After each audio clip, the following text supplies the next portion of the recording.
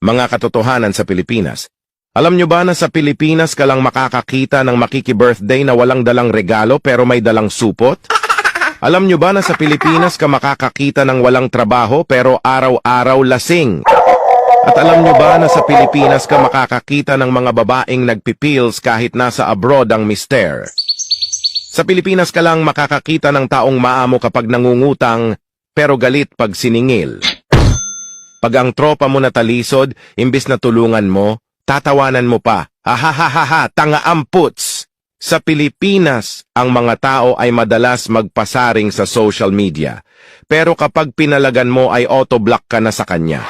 Sa Pilipinas, ang magkakamag-anak at magkakaibigan ay nag-aaway-away at nagtatakwilan dahil sa ipinaglalaban na kandidato. At sa araw ng botohan ay pipicturan ang daliri na may tinta at ipopost sa social media na may caption na done.